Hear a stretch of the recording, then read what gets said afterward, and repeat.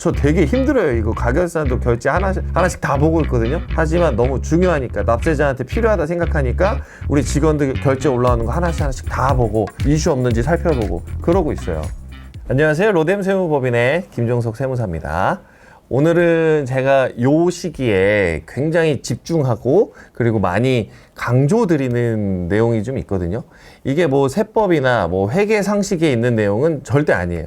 근데 저는 이게 되게 중요하다 생각하는 사람이에요. 그게 이제 가결산이라는 건데, 이게 지금 딱 이제 3분기 지나서 이제 연말로 향해 가고 있죠. 이 시기 때 우리 사업장의 지금 현재 상황을 알아야 돼요. 우리 사업장을 방치해 두는 그런 곳들은 내년에 가서 이런 것들을 해준단 말이에요. 예를 들어서 뭐 법인인데 3월 달에 우리 법인 뭐 마진 얼마 벌어졌네요. 5월 달에 가서 종합소득세 앞두고 와 이거 좀 이렇게 해서 좀 세금 난리 날 것 같은데요. 이렇게 보고를 받으시면은 그때 가서 할 수 있는 게 많이 없을 수 있어요. 그리고 그때 가서 비용 처리를 내가 누락한 거를 뭐 그때 가서 집어넣는다. 가산세가 발생하고 여러 가지 이슈가 발생할 수 있다는 거예요. 그래서 저는 옛날에 직장 생활 할 때도 우리 대표님이 시키지 않았거든요. 그때도 저는 했어요. 그래서 납세자들한테 알려주고 하다 보니까 이게 피드백이 너무 좋은 거예요. 납세자가 이런 걸 참 궁금해 했구나. 납세자가 이런 걸 되게 중요하게 생각했구나. 이런 거를 알게 되니까 저는 이제 개업을 하고 우리 사업장이 되니까 저는 모든 직원들한테 이거를 부탁하고 있어요. 그래서 이 가결산이 뭔지, 그리고 로뎀 세무법인에서 어떻게 이런 서비스를 제공해 드리고 있는 건지, 제가 뭐 이렇다고 해서 로뎀 세무법인에 다 기장 맡기시라는 건 아니에요. 하지만 이거를 지금 맡기고 계신 세무대리인한테 한번 부탁은 좀 해보세요. 지금 이 업무를 해서 우리 사업장의 소득을, 그리고 내가 혹시 뭐 좀 너무 과하게 잡혀 있지 않는가?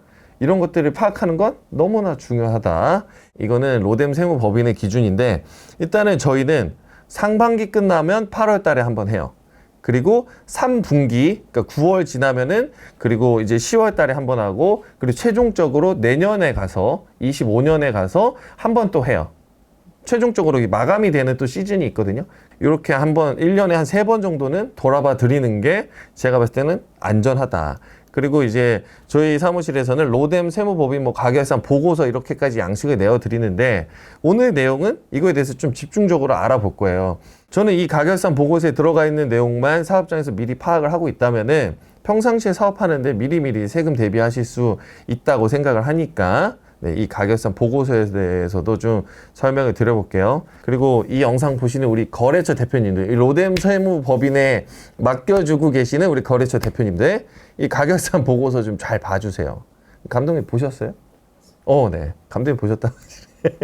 여기 중요한 내용 많이 담아놨어요. 뭐 매출은 얼마 찍으셨고, 직원 수는 얼마를 유지하셔야 되고, 이런 건 절세 포인트고, 비용이 얼마 부족할 수 있다. 이런 것들을 담아놨으니까 이 영상 보시면 우리 거래처 대표님들 다시 한번 좀 권장 드릴게요. 네, 꼭 봐주세요. 네, 그러면 이제 내용으로 넘어가겠습니다. 네, 가결산을 하는 이유는, 네, 저는 한 2가지 정도로 축약을 할 수 있다고 생각을 해요. 우리 사업장에 비용이 부족하진 않은가. 그리고 우리 사업장에 세액공제나 감면, 그러니까 세법에서 정한 공제나 감면이 있는데, 요런 게 사후관리가 붙는 경우도 있거든요. 사후관리라는 거는 공제받고 끝이 아니다. 유지해라. 이런 요건을 유지해라. 이런 조건이 있어요.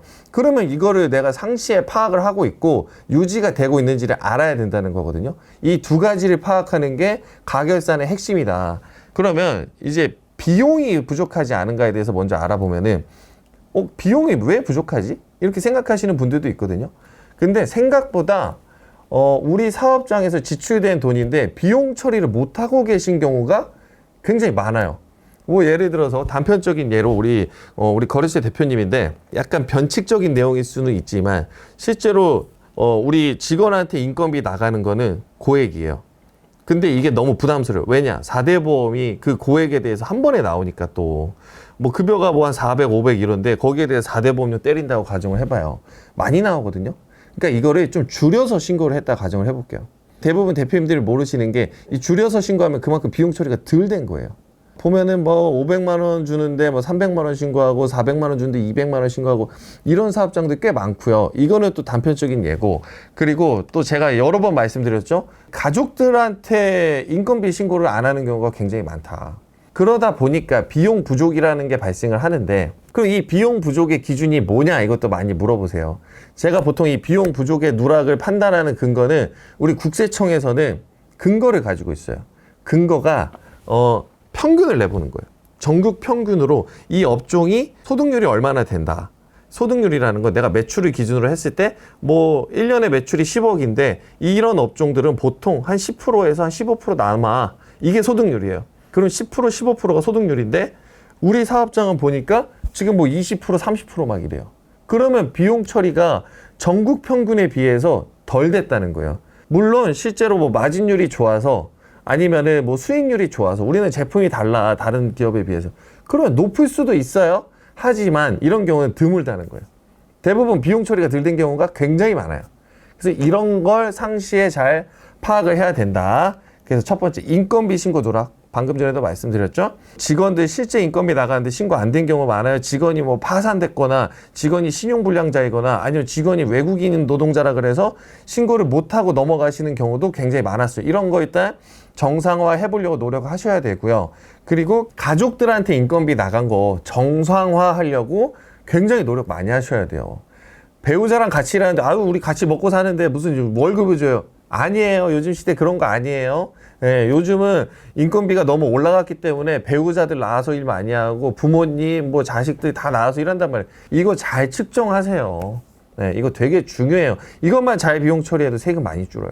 네, 일단 이게 굉장히 또 중요하고 두 번째 우리 임차료 누락되시는 분들 많아요. 임차료. 와 그거 왜 누락돼요? 이렇게 생각 많이 하시거든요. 근데 한 10개 중에 두세 곳들은 임차료가 누락돼서 장부가 진행되고 있는 것들이 생각보다 많아요. 왜냐하면 건물주가 간이 가세자이거나 아니면 건물주가 사업자가 없어요. 이런 경우에는 우리가 비용 처리를 하려면 세금 계산서라는 걸 원래 받아야 되잖아요. 그게 누락이 되는 거예요. 자연스럽게 누락되거든요. 너무나 당연히 내가 월세 주고 있는 건 비용 처리하고 되고 있을 거야 라고 생각하는 경우가 많은데 이게 많은 분들이 생각보다 누락이 돼요. 임차료 이거 생각해보면은 근린생활 상권에서 일을 하고 계시는 뭐 음식점, 뭐 카페 이런 데들은 매출의 10%에서 20%를 차지하는 굉장히 큰 지출이에요. 근데 이걸 누락되는 경우에 고액의 세금이 발생할 수 있겠죠. 그래서 저희 사무실 같은 경우에는 항상 지급 임차료라는 계정 과목이 비어 있으면 체크해라. 이렇게 예시를 드는데 한번 우리 영상 보고 계시는 분들도 한번 체크해 보세요. 내 월세가 비용 처리가 안 되고 있을지. 네, 요런 거. 뭐 지금 이 영상 보고 알았는데, 저 세금 계산서 안 들어오는 것 같아요. 그러면은 비용 처리 못 하는 거냐? 그거는 아니라는 거예요. 임대차 계약서랑 송금 내역만 있어도 세법에서는 비용 처리를 인정을 해주고 있거든요. 네. 충분히 또 가능할 수 있으니까 이거를 숙지하고 있는 게 저는 굉장히 중요하다. 이렇게 생각을 하고 있어요. 그리고 세 번째. 사업 초기 투자 비용을 누락하고 가는 경우도 굉장히 많아요. 사업 초기 투자 비용. 이게 뭐가 있을까요?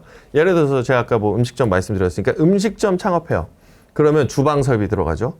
인테리어 하죠. 직기비품 사죠. 사업 초창기 때는 보통 돈이 드니까, 목돈이 드니까 부가세 끊어달라는 얘기를 안 하는 경우들이 꽤 많아요. 세금 계산서 달라. 그러면 10% 더 달라 그러거든요. 그러니까 아예 됐어요. 그러면 그냥 현금으로 할게요. 이런 경우 많은데 이것도 비용 처리할 수 있어요. 계약서가 있으면 계약서. 돈 준 내역이 있으면 돈 준 내역. 이런 걸 주시면은 초기 투자 비용을 비용 처리할 수 있는데 그냥 방치해 두면 비용 처리가 안 돼요. 이거를 내역을 세무사 사무실에 전달을 해주시고 이거에 대해서 적극적으로 비용 처리 해달라고 말씀을 주셔야 가능하다는 거예요. 근데 로뎀 세무법인은 다 알아서 요청을 드리고 있는 상황이기는 해요. 로뎀 세무법인에 맡기고 계시지 않으신 분들은 요청을 꼭 하세요. 저 이거 권리금 사업 초기 때 권리금도 한 3, 4천 줬고요. 이거 공사하는데 계산서 못 받았는데 한 7, 8천 들었어요. 이거 비용 처리 해주세요. 누락되면 안 된다는 거예요. 절세하셔야 되니까. 이것도 많이 누락하시는 항목이고, 그리고 마지막으로 비용 처리 많이 누락되는 게 원재료나 상품을 누락하는 경우도 굉장히 많아요. 예를 들어서 이번에 최근에 이제 상담 받으신 분인데 이거는 좀 극단적인 예시긴 하지만 한번 말씀드려 볼게요. 동대문에서 물건 떼어다가 파시는 분들 많아요. 의류 같은 거. 동대문에서 세금 계산서 많이 안 발행해 주더라고요. 자연스럽게 누락되죠? 지금 이 흐름 보이죠? 제가 비용 누락되는 이 흐름. 인건비 신고 안 하거나 세금 계산서 못 받았으면 자연스럽게 누락이 된다는 거예요. 이거 매입자료도 마찬가지예요. 세금 계산서 못 받았으면 자연스럽게 또 누락이 돼요. 또 하나 모르시는 게 나 이거 거래 명세표 받았다. 거래했다고 뭐 예를 들어 도매상이나 아니면은 뭐 소매상 같은 데서 이렇게 띄워주는 거 있거든요. 그걸로 비용 처리 할 수는 있는데 이거 가산세 붙거든요. 그리고 거래 명세표는 세무대리인 입장에서 파악이 안 되는 영수증이에요. 계산서 잘 구비하세요. 저희 가결산 보고서 이렇게 제시해 드리면서 항상 비교식으로 항상 내드려요. 전기에 우리 사업장에 원가가 얼마가 들어가 있다. 이게 계정 과목이 따로 보여요. 근데 올해 와서 보니까 확 비었어요. 떨어졌어요. 비율이. 그럼 이 원재료가 누락됐을 가능성이 굉장히 크거든요. 이 가결산 하면서 많이 보이는 거예요. 이런 게. 그리고 내가 누락이 됐으면 지금 요청을 해야 돼요. 상대방한테. 이거 누락된 것 같으니까 계산서 지금 빨리 발행해달라. 이런 작업들이 지금 선행이 돼야 가산세라는 페널티도 안 붙고 정상적으로 절세가 가능하다. 네, 이런 것들을 좀 숙지를 해주시면 좋고요. 제가 또 하나 그냥 간단한 절세 팁으로 말씀을 드리면 사업용 카드 평상시에 잘 등록하는 거 너무 중요해요. 사업용 카드 홈택스에 등록 안 했어요. 개인 사업자분들 특히나. 그러면 자연스럽게 또 누락 많이 되거든요. 왜냐하면 국세청이 안 뜨니까. 세무대리인 입장에서 이 등록 안 된 카드를 파악하려면은 별도로 자료 요청을 해야 되는데 안 하는데도 너무 많아요. 그러면 또 누락이 많이 돼요. 평상시에 사업용 카드 발급했으면 등록하는 습관 너무 중요하다. 홈택스에 가결산 하면서 이것도 파악해 볼 수 있는 중요한 요소가 된다. 그리고 사업용 자동차 같은 거 중고로 사셨는데 세금계산서 발급 안 받았거나 아니면 내가 기존에 타던 차량을 사업에 쓰기 시작했다. 이런 것도 장부에 미리미리 등록을 해놔야 비용 처리에 반영이 되겠죠? 이런 것도 가결산 때 한번 파악을 해보자. 그리고 세 번째, 경조사비 같은 것도 미리미리 잘 파악이 되고 있는지도 한번 가결산 때 파악해보는 것도 너무 중요해요. 경조사비 제가 강조 많이 드렸죠? 평상시에 잘 모아두셔라. 이런 내역들, 결혼식, 장례식, 돌잔치 뭐 이런 거 있잖아요. 사업과 관련이 돼 있으면은 다 비용 처리 가능하다고 한 거, 요런 습관들도 가결산 하면서 파악하시면 너무 좋고요. 그리고 이번에 비용 처리가 아니라 제가 서두에 말씀드렸던 세액공제나 감면에 대한 사후 관리를 간단하게 설명을 드리고 이 영상 마무리 좀 해볼게요. 2018년에 이 법이 생겼어요. 고용증대 세액공제. 영상 뭐 찍으면서 많이 말씀드렸던 내용인데 이게 지금 파악하는 거 너무 중요해요. 왜냐? 사업을 개시를 했어요. 직원 2명을 채용을 했어요. 이 2명에 대한 세액공제가 발생을 했거든요. 이게 최대 1,550만 원을 3년 동안 해줘요. 한 명당. 그럼 2명 채용했으면은 약 3천만 원을 세액공제를 받았다는 건데 예를 들어서 내년에 사업이 부진이 돼서 아니면은 이 근로자가 그냥 갑자기 퇴사한다고 해서 직원 한 명이 팍 떨어졌어요. 그럼 우리 사업자 한 명 됐죠. 그럼 3천만 원 받던 걸 1,550만 원만 받게 되느냐? 이거는 맞아요. 한 명 거는 이제 받을 수 있는 상태로 이제 가는데 이 1,550만 원 더 받았잖아요. 원래는 한 명만 받을 수 있는 건데 이거를 납부하라 그래요. 1,550만 원을 세금으로 내야 되는 일이 발생할 수도 있다는 거예요. 이게 굉장히 큰 페널티거든요. 그러면은 우리 사업장에서 우리는 세금을 토해내지 않으려면은 2명을 유지해야 되는구나. 이 내용을 숙지를 하고 있어야 돼요. 제가 단순하게 2명으로 말씀을 드렸지만 세법에서는 소수점 2자리까지 계산을 하고 있거든요. 소수점 밑에 2자리까지 계산을 해서 떨어지면 안 된다. 이렇게 디테일하게 말씀을 드리고 있단 말이에요. 세법에서는. 그러다 보니까 정확하게 아셔야 돼요. 우리 사업장에서는 지금 몇 명이 유지가 돼야 되는지를. 그리고 만약에 떨어져서 예를 들어서 뭐 내가 2.5명이었는데 알고 보니까 지금 2.3명이다. 그럼 빨리 채용해야죠. 빨리 채용해서 연말까지 메꿔놔야죠. 이거를 평균 때린단 말이에요. 연평균으로. 그래서 이런 데이터를 아셔야 돼요. 이 고용증대 관련돼서 굉장히 많이 얘기해요. 세무사들도. 굉장히 좋은 혜택이고 이거를 받으면은 이점이 많다. 하지만 이런 사후 관리에 대해서 강조하는 것들은 많이 없는 걸로 알고 있어요. 저희 사무실에서는 이거 굉장히 강조하고 있어요. 인원수 유지하시라고. 좀 떨어진 것 같으니까 하반기에 채용해서 이 인원수 맞추시는 게 중요할 것 같다고. 이 영상 보시는 분들은 나 작년에 이거 공제 받은 것 같은데 우리 사업장 몇 명 유지되고 있는 것 같지? 잘 파악해서 연말 전에, 이거 연말 지나면 끝나요. 12월 전에 해야 돼요. 그러니까 이런 거 잘 파악해서 미리미리 좀 준비하셨으면 좋겠어요. 가결사는 이렇게 중요하다. 모르셨죠? 네. 하지만 저는 알고 있었어요. 저는 2013년부터 이걸 했어요.